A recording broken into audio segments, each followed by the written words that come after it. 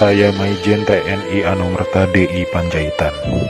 Saya menjadi target operasi G30 SPKI karena keberhasilan saya dalam menggagalkan penyelundupan senjata dari RRC untuk PKI guna mempersenjatai buruh dan tani. Pada malam penculikan itu saya gugur ketika saya sedang memanjatkan doa. Pasukan laknat itu menembaki tubuh saya beberapa kali dan tubuh saya dibawanya ke lubang buaya untuk dimasukkan ke sumur maut itu. Tapi saya rela berkorban untuk negara dan membela ideologi Pancasila. Salam cinta saya untuk negara tercinta ini dan untuk anak istriku serta keturunanku, semoga Tuhan selalu memberkati. Saya Aibda Anumerta Karel Satsuit Tubun. Saya satu-satunya pahlawan revolusi dari kepolisian. Pada malam penculikan itu saya sedang berjaga di rumah Bapak Johannes Laimena. Pasukan penculik itu mengira bahwa rumah Bapak Johannes Laimena adalah rumah Bapak Jenderal Nasution. Dan saat itu saya sedang bertugas jaga di rumah Bapak Johannes Laimena. Dengan brutalnya para pasukan itu langsung merangsek masuk ke rumah Bapak Johannes. Saya yang mendengar keributan itu segera mengambil senjata saya, dan pasukan penculik itu tanpa ampun langsung menembaki tubuh saya. Harapan saya agar generasi penerus bangsa tetap memegang teguh ideologi Pancasila demi NKRI. Saya Maijen TNI Anumerta R. Suprapto. Awal masa pendudukan Jepang saya pernah dipenjarakan oleh tentara Dai Nippon ketika saya masih menjadi siswa Akademi Militer di Bandung. Setelah proklamasi, saya ikut berjuang melawan tentara Dai Nippon. Dalam operasi itulah saya berkali-kali selamat dari kepungan tentara Dai Nippon. Tapi ketika terjadi pemberontakan G30 SPKI itu, saya justru gugur di tangan bangsa saya sendiri karena fitnah keji yang dilancarkan komunis itu. Tapi biarlah itu menjadi penutup rangkaian perjuangan saya demi tegaknya NKRI dan ideologi Pancasila. Lanjutkan perjuangan kami dan jangan beri kesempatan untuk komunis berkembang kembali di negara tercinta ini. Saya Letjen TNI Anumerta MT Haryono.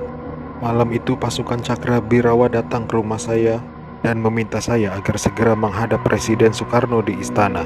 Tapi karena kecurigaan istri saya begitu pula dengan saya, lalu istri saya mengatakan pada pasukan agar kembali pada pukul 8. Tapi permintaan istri saya itu ditolak oleh para pasukan pemberontak. Maka dengan segera saya mematikan lampu kamar dan menyuruh istri saya pindah ke kamar sebelah, dan saya menunggu penyerang pertama masuk ke kamar saya. Saat penyerang pertama masuk, saya berusaha merampas senjata yang dipegangnya, tapi saya tertembak oleh penyerang itu. Lalu jasad saya diseretnya keluar melalui pekarangan rumah dan dimasukkan dalam truk yang sudah menunggu di luar rumah untuk dibawa ke lubang buaya dan dimasukkan ke sumur maut itu bersama rekan-rekan saya. Saya Maijen TNI Anumerta Sutoyo Siswomi Harjo. Saya salah satu korban G30 SPKI dalam keadaan hidup saat saya dibawa ke daerah lubang buaya. Di sanalah saya mengalami penyiksaan hebat, dipukul, dipopor, dan setelah itu mereka menembaki bagian tubuh saya. Setelah itu mereka membuang jasad saya ke lubang sumur itu. Mereka itu memaksakan kehendak mereka dengan memfitnah kami dengan adanya Dewan Jenderal yang akan memberontak kepada pemerintah. Kami ini prajurit TNI sudah disumpah untuk setia kepada negara, maka tak perlu diragukan lagi kesetiaan kami kepada pemerintah dan NKRI. Komunis-komunis itulah pemberontak yang sebenarnya. Saya Jenderal TNI Anumerta Ahmad Yani. Selain Jenderal Nasution, sayalah orang yang paling diincar PKI karena saya tegas menolak dibentuknya Angkatan Kelima. Saat malam penculikan itu, saya dibangunkan oleh anak laki-laki saya dan memberitahu saya bahwa di luar rumah sudah ada banyak sekali tentara. Setelah saya bertemu dengan mereka, saya diminta untuk menghadap ke istana. Dan ketika saya berbalik badan untuk mengganti pakaian, tak lama mereka langsung menembaki tubuh saya dari arah belakang. Biarlah saya berkorban untuk negara ini, sekarang giliran kalian.